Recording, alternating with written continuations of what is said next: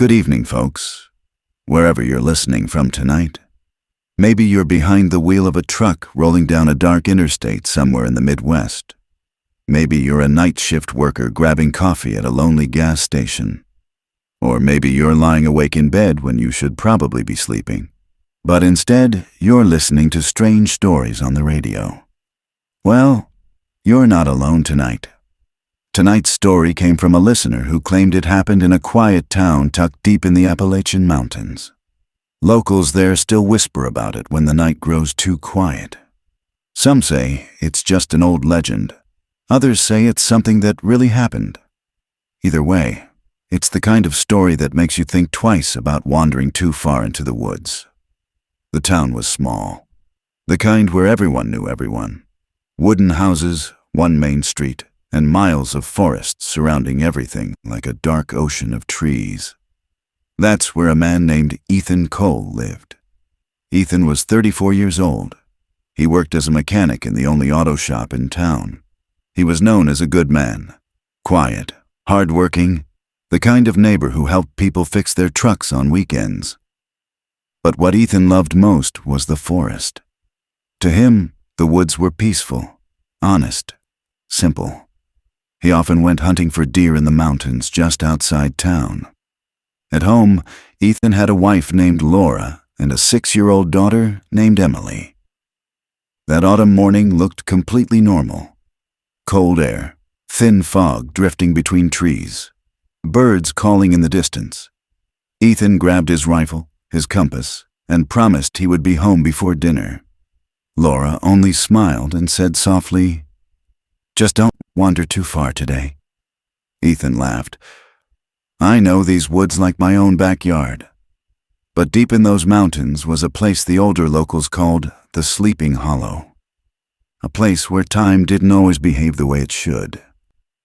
Ethan had walked these woods hundreds of times before. The forest that surrounded the small Appalachian town was familiar to him in the way a road is familiar to a man who drives it every day. He knew the bends in the trails, the shallow creek that cut across the lower ridge, and the patches of oak where deer often gathered in the early morning.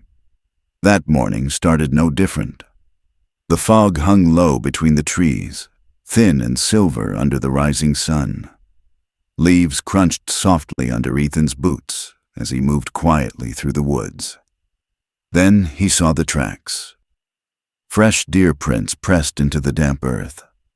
Ethan crouched down and studied them carefully. Big buck, he thought, probably passed through less than an hour ago.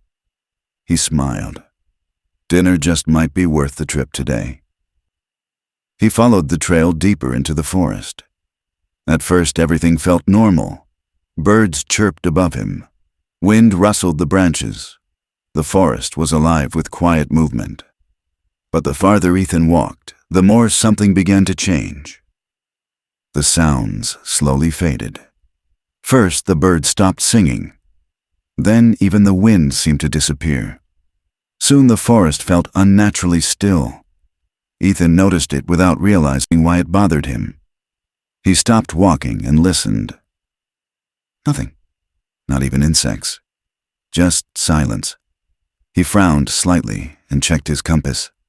The needle spun slowly before settling in the wrong direction. "That's strange," he muttered. He tapped the glass. The needle spun again. The fog around him thickened as the morning moved on. The trees here looked older than the ones near town. Their trunks were massive and twisted, bark dark with age. Some were so tall their tops disappeared into the gray sky. Ethan continued following the deer tracks, though now he wasn't entirely sure why. Eventually, the trail ended in a clearing. In the center of the clearing sat a circle of stones. Large stones. Old stones. Each one half buried in the ground and covered in thick green moss. They looked ancient, far older than anything that should have been in these woods. Ethan slowly walked closer. A strange feeling crept over him. The uncomfortable sensation that someone, or something, was watching. He turned slowly. Nothing. Just silent trees surrounding the clearing. By the time Ethan looked up again, the sun was already dropping behind the mountains. He blinked in confusion. "That can't be right," he whispered. It felt like barely any time had passed, but darkness was already creeping through the forest. Ethan sighed and looked around. No trail, no clear direction back. "Well," he muttered to himself, "guess I'm spending the night out here." As the last light faded behind the trees, the forest began making sounds again. But they weren't the sounds Ethan was used to hearing. By the time darkness fully settled over the forest, the temperature had dropped sharply. Ethan gathered dry branches and built a small fire in the clearing near the strange circle of stones. The flames crackled softly, pushing back the cold and casting long, dancing shadows across the ground. Normally, a night alone in the woods didn't bother him. He had done it many times before, but something about this place felt different. The silence returned again, thicker than before. The trees stood around him like silent watchers, their branches twisting high above the firelight. Ethan sat on a fallen log and rubbed his hands together near the flames. "Just one night," he told himself quietly. "Sun comes up, I find my way back." He checked his watch. 9:12 p.m. At least that's what it said. A few minutes later, he looked again. Still 9:12. Ethan frowned. He tapped the glass. The second hand didn't move. "Great," he muttered. "Now the watch quits, too." A faint snapping sound echoed somewhere behind him. Ethan turned his head. A branch breaking. Slow footsteps followed. Crunch. Crunch. He grabbed his rifle and stood up. "Hello?" he called into the darkness. No answer. The fire flickered as a cold breeze slid through the clearing. For a moment, Ethan thought he saw something moving between the trees. A shape. Tall. Almost human. Standing perfectly still behind one of the trunks. Ethan raised the rifle slightly. "Hey!" he shouted. "Someone out there?" The shape didn't move. Ethan stepped closer, boots crunching softly across the leaves. The firelight stretched into the forest but only reached so far. The figure stood just beyond the edge of the light, watching. Ethan took another step. The moment he blinked, the figure was gone. The space between the trees was empty. Ethan spun around, heart suddenly pounding. Nothing. No footsteps running away. No rustling leaves. Just the quiet forest again. He stood there for a long moment before slowly lowering the rifle. "Probably just shadows," he said under his breath. But deep down, he didn't believe it. He returned to the fire and sat down again. For hours, the strange sounds continued. Soft whispers that might have been wind. Footsteps that never showed their source. Branches snapping in the darkness. At one point, Ethan could have sworn he heard someone calling his name far away. "Ethan!" The voice sounded distant, almost sad. He jumped to his feet and scanned the trees again. "Who's there?" he shouted. Only silence answered. Eventually, exhaustion began to overpower the fear. Ethan leaned back against the log and pulled his jacket tighter around himself.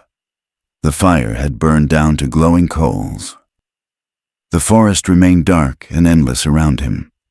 Somewhere far above, clouds drifted across the hidden moon.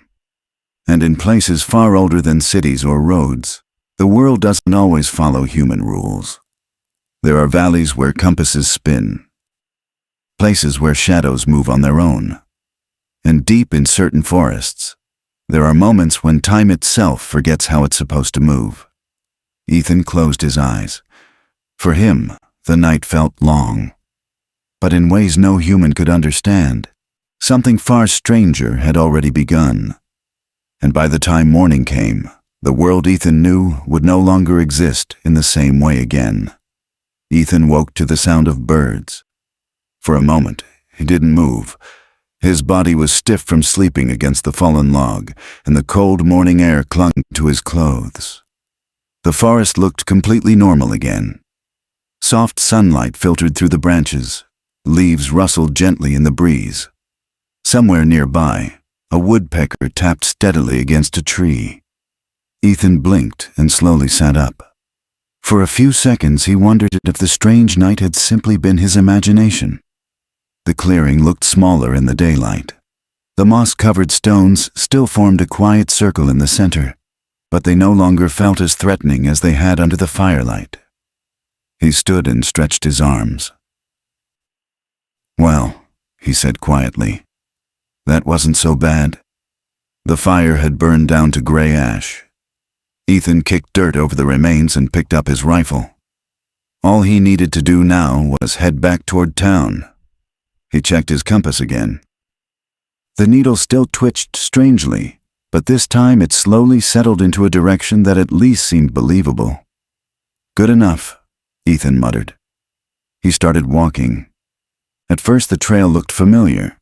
The trees were the same types he had seen many times before. The ground sloped downward toward the valley where the creek should be. But after 20 minutes, something began to feel wrong. Ethan paused and looked around. "This should be the ridge," he said to himself. Yet the ridge looked different. The trees here seemed younger somehow. Several fallen logs he remembered using as landmarks were gone. In their place stood thick clusters of brush that looked like they had been growing for years. He kept walking. Soon he reached the creek. But even that looked different. The small stream Ethan remembered had become wider, almost twice the size he expected. The banks were deeper, and the stones along the edge looked worn in ways he didn't remember. He scratched his head. Maybe I drifted farther than I thought. Still, the direction felt right. So he continued. The sun climbed higher as he walked. Hours passed slowly, but the forest gradually began to feel more familiar again. Eventually, Ethan spotted something that made him smile with relief. A narrow dirt road. It was an old logging road that ran along the edge of the forest and eventually connected back to the town. "Finally," Ethan said with a small laugh. He stepped onto the road and followed it downhill. The trees began thinning out as the mountains gave way to open fields. After another mile, he reached the place where the road curved toward town. From there, he could see rooftops in the distance. Home. Ethan let out a long breath.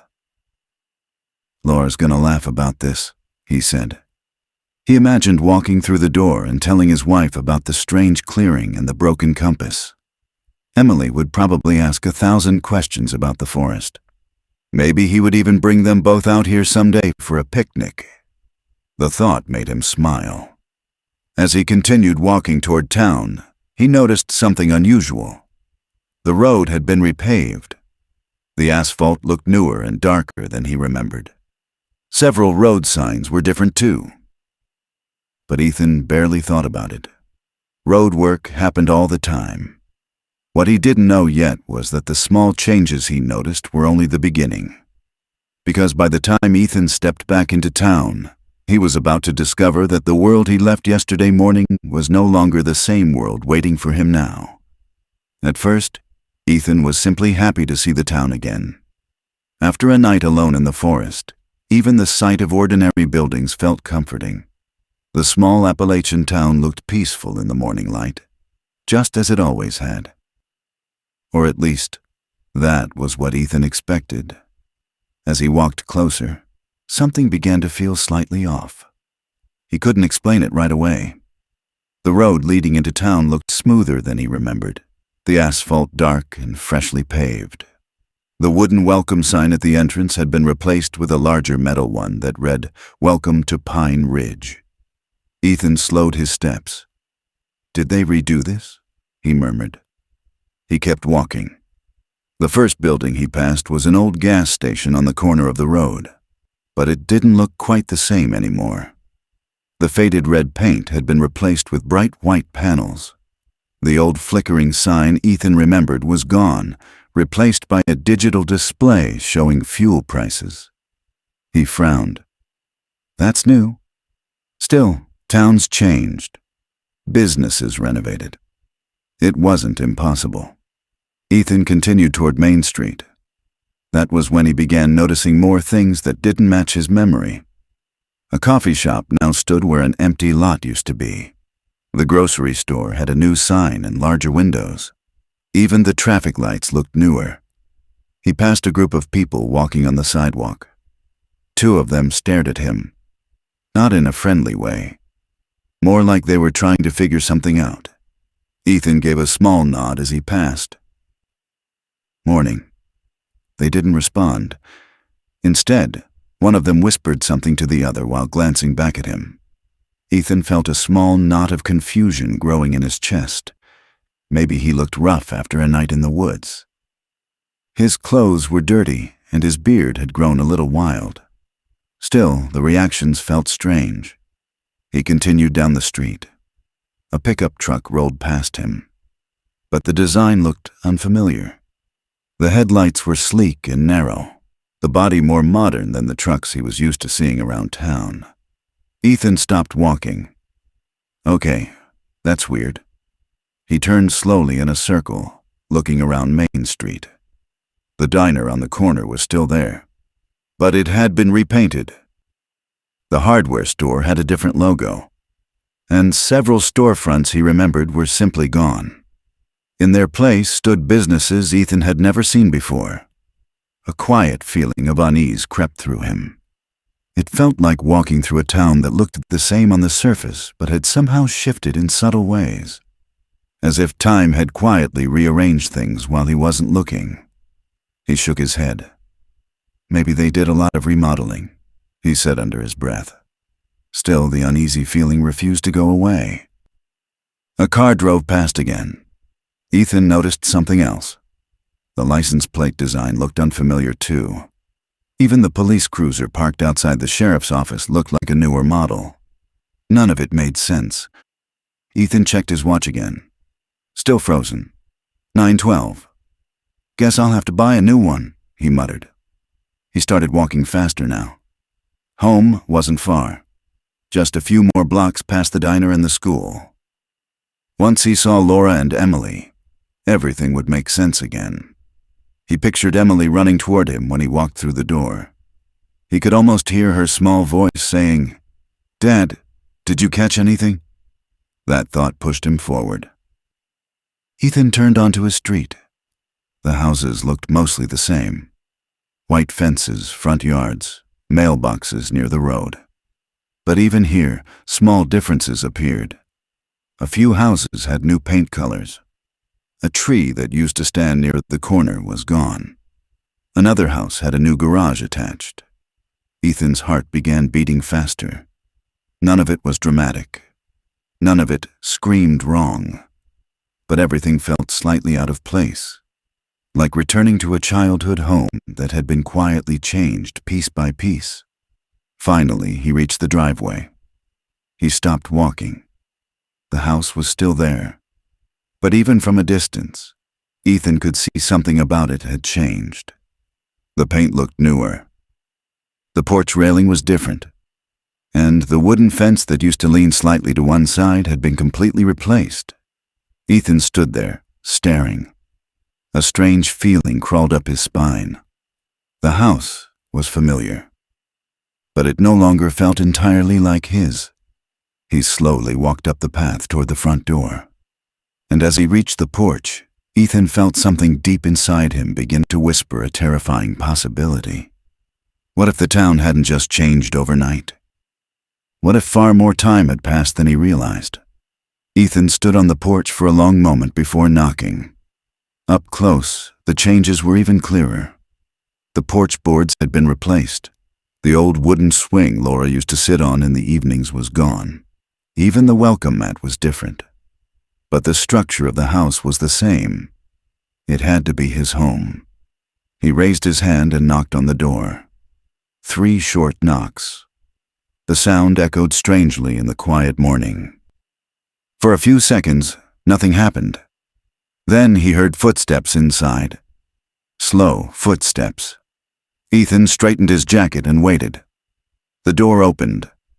But the man standing there was not someone Ethan recognized. He was in his early 40s, tall, with short brown hair and a confused expression on his face. The man stared at Ethan. Ethan stared back.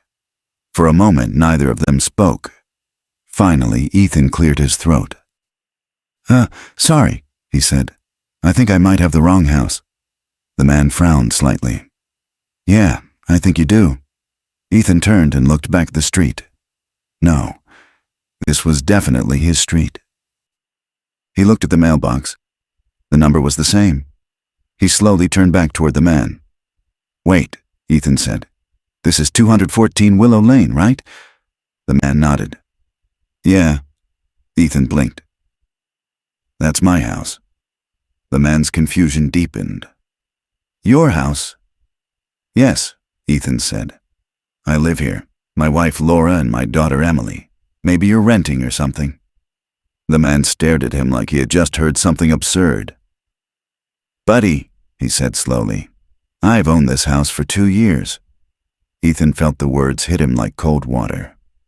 That's not possible. The man leaned against the doorframe. I bought it from the bank after it was foreclosed. Ethan's stomach tightened. Foreclosed? Yeah, the man said. The previous owner disappeared.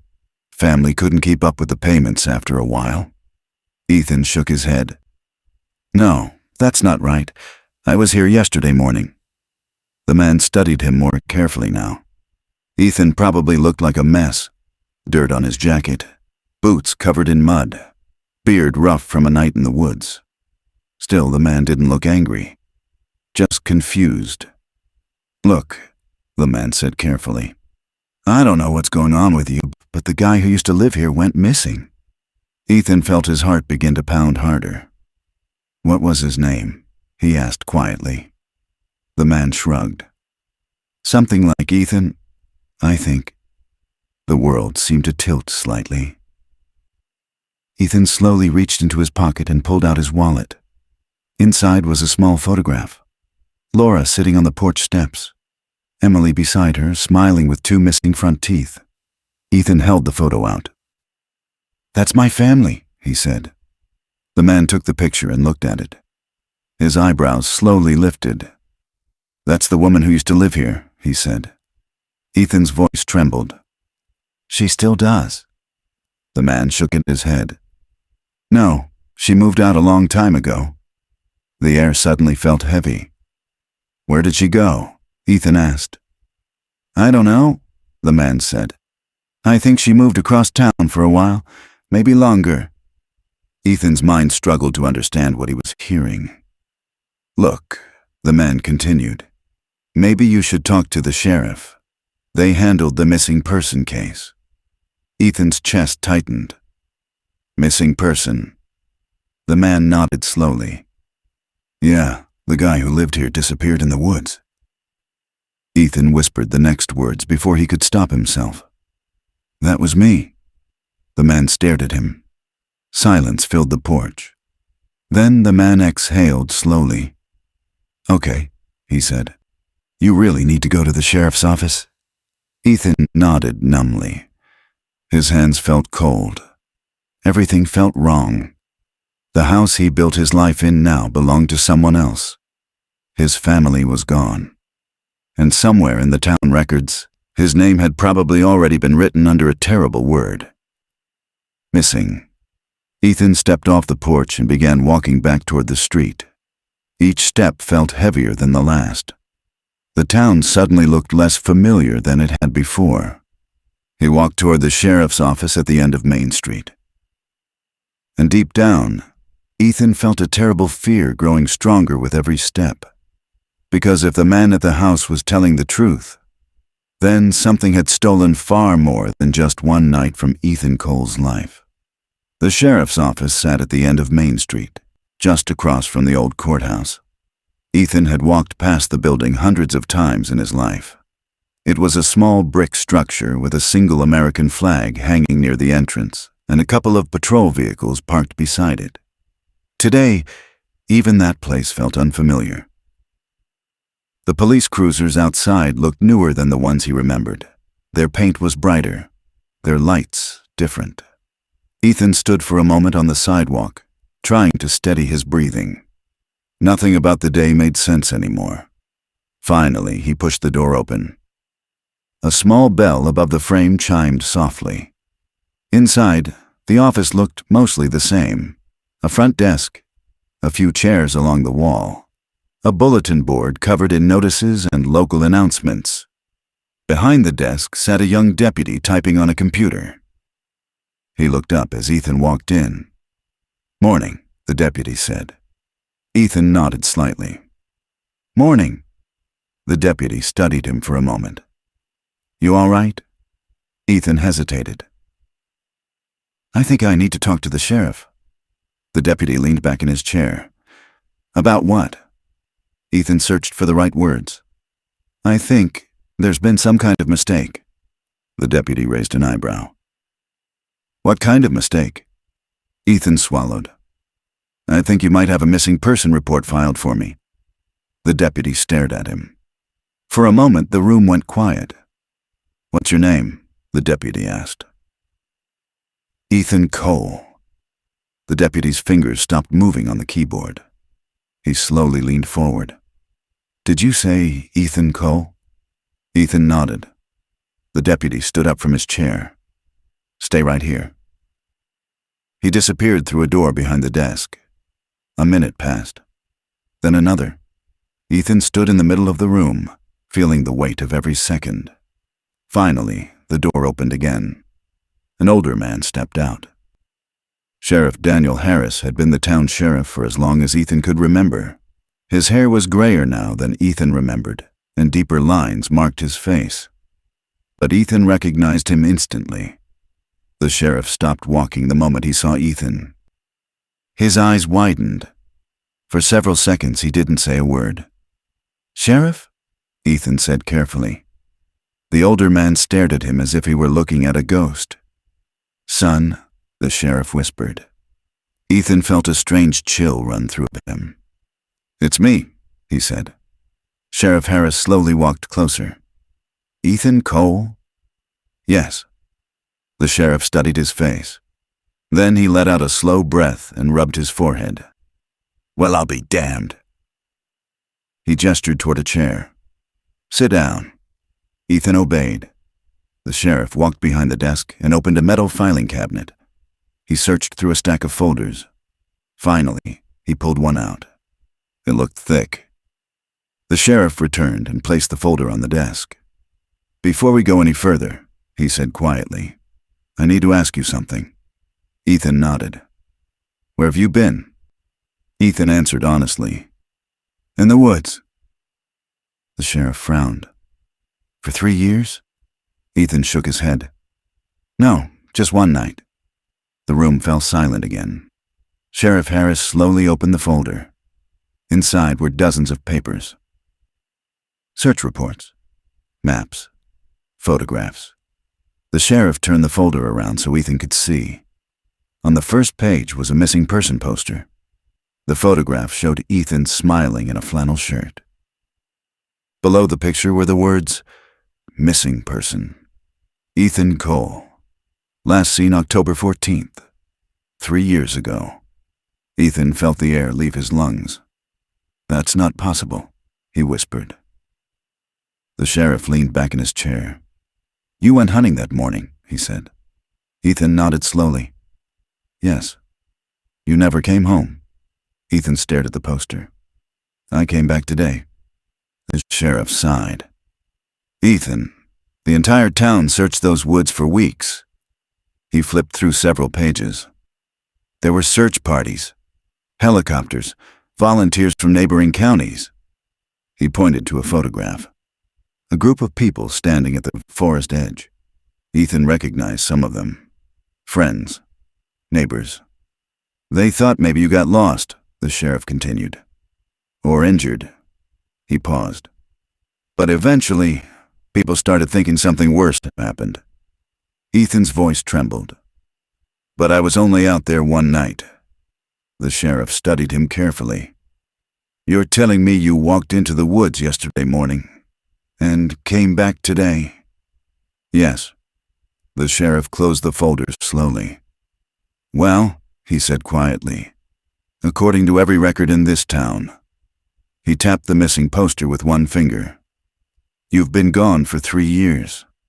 Ethan leaned back in the chair, his head spinning. 3 years. 3 birthdays he had missed. 3 Christmas mornings. 3 years of life moving forward without him. He suddenly remembered Laura's face when he left that morning. Emily waving from the porch. The sheriff spoke again, his voice gentler now. Your wife held on for a long time, Ethan. Ethan looked up. What do you mean?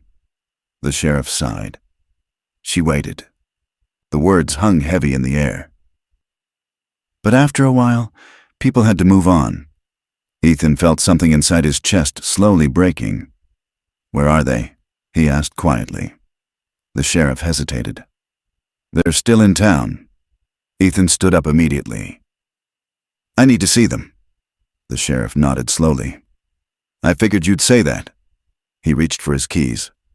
Come on. As they walked toward the door, the sheriff glanced at Ethan again. Son, he said carefully, I've been doing this job for 30 years. He paused. And I've never seen anything like this. Ethan looked down at his hands. Neither had he. And somewhere deep in the mountains beyond town, the forest that stole 3 years from his life stood quietly, keeping its secrets. The sheriff's truck rolled slowly through the quiet streets of Pine Ridge. Ethan sat in the passenger seat, staring out the window as familiar places passed by. Every building carried memories, yet each one felt slightly distant now, like scenes from a life that belonged to someone else. Neither man spoke for several minutes. Finally, Ethan broke the silence. Where are they living now? Sheriff Harris kept his eyes on the road. Laura moved after the bank took the house, he said gently. She rented a place on the other side of town for a while. Ethan swallowed. And Emily? She's with her mother. The sheriff hesitated before continuing. She's 9 now. 9. The number struck Ethan harder than anything else he had heard that day. 3 years. Emily had been 6 when he left.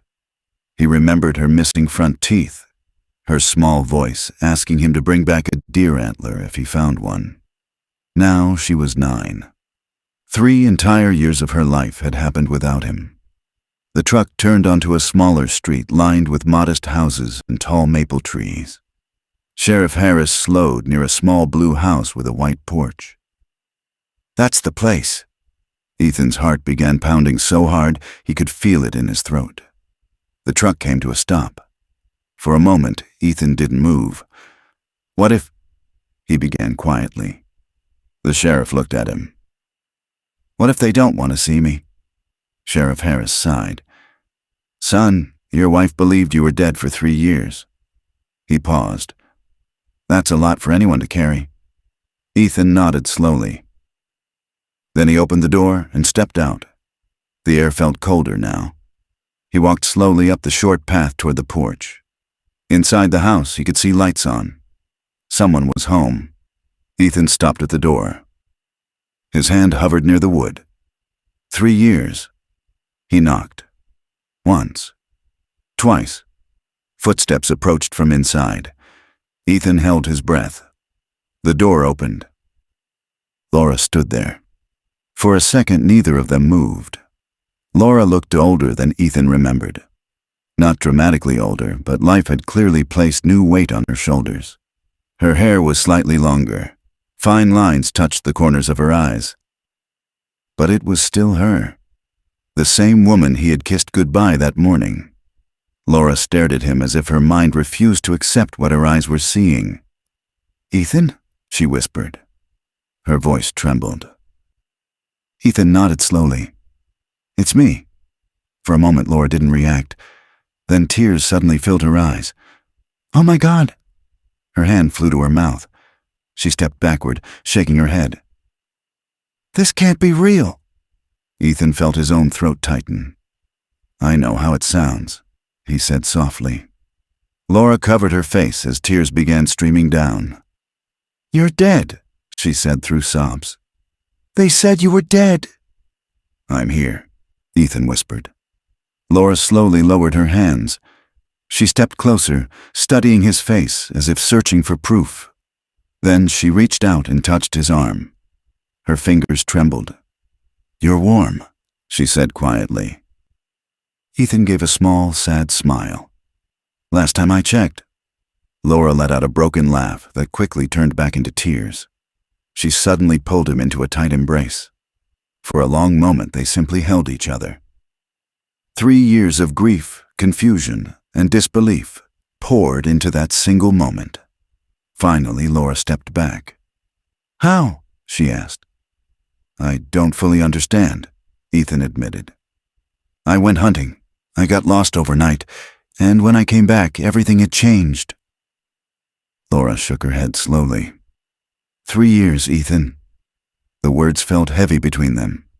Before Ethan could respond, a small voice came from inside the house. "Mom?" Both of them turned. A young girl stood in the hallway. She had long brown hair and wide, curious eyes. For a second, Ethan didn't recognize her. Then he realized. Emily. But she wasn't the 6-year-old he remembered. She was taller now, her face more mature. She looked at the stranger standing at the door. "Who is that?" she asked quietly. Laura wiped her tears. "Emily, come here, honey." The girl walked closer, glancing uncertainly at Ethan. Laura knelt beside her. "There's someone I want you to meet." Emily looked back at Ethan again. Something about his face seemed familiar to her, though she couldn't explain why. Laura took a slow breath. "Emily, this is your dad." The girl's eyes widened. For a moment she said nothing. Then she looked at Ethan again. "You're my dad?" she asked carefully. Ethan felt his chest tighten. He knelt down to her level. "Yes." Emily studied him. "But my dad died." The words pierced through Ethan's heart. Laura placed a hand on her daughter's shoulder. "We thought he did." Emily looked confused. "Did he come back from heaven?" Ethan couldn't help smiling sadly. "No," he said gently. "I just got very lost." Emily continued staring at him. 3 years was a long time for a child. Her memories of him were distant, blurry, but something inside her slowly began to recognize the warmth in his eyes. She stepped forward, then suddenly wrapped her arms around him. Ethan held her tightly. Tears ran down his face. "I missed you," he whispered.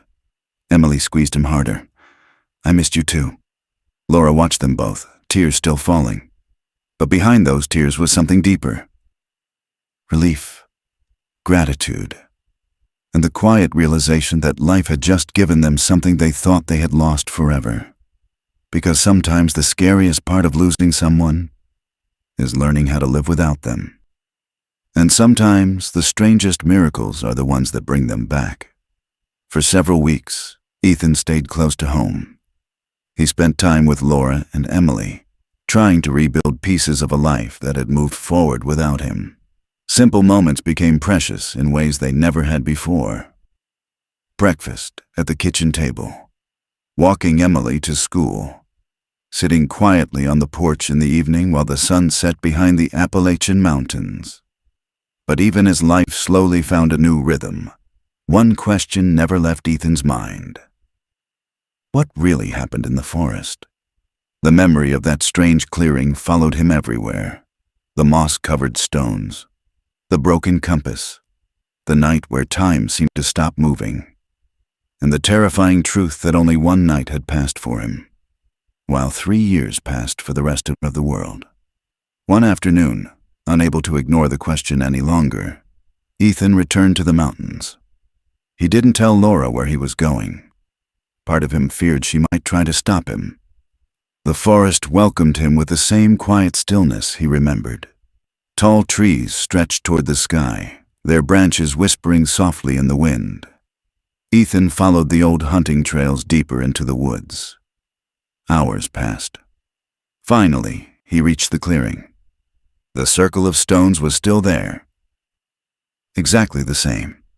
Ethan stepped slowly into the center. For a moment, nothing happened. The forest remained silent. Then a voice spoke behind him. "You came back." Ethan turned quickly. An old man stood near the edge of the clearing. Ethan was certain the man hadn't been there a moment earlier. He wore a long, dark coat and leaned lightly on a wooden walking stick. His hair was white and thin, and his eyes carried a calmness that felt older than the forest itself. "Who are you?" Ethan asked. The old man smiled slightly. "Someone who has watched this forest for a long time." Ethan looked around the clearing again. "What is this place?" The old man slowly walked closer to the circle of stones. "Some places in the world," he said, "are older than the towns built near them." He tapped one of the moss-covered stones with his stick. "Places where the rules of time are thinner." Ethan frowned. "You mean a time portal?" The old man chuckled softly. Humans love simple words for complicated things. He looked directly at Ethan. "This forest holds doorways, moments where time folds in strange ways." Ethan felt a chill run through him. "So I just walked through one?" "Not by accident," the old man said. "The forest chooses." Ethan shook his head. "Why me?" The old man studied him quietly. "Because sometimes people need to lose time in order to understand its value." Ethan thought about Laura, about Emily growing from 6 to 9 without him there, the birthdays he had missed, the years he could never get back. "That lesson cost me 3 years, Ethan said quietly. The old man nodded. "Yes." He turned and began walking back toward the trees. "But it also gave you something rare." Ethan watched him carefully. "What's that?" The old man stopped at the edge of the forest and looked back one last time. "A second chance." Then he stepped between the trees and vanished into the forest as silently as he had appeared.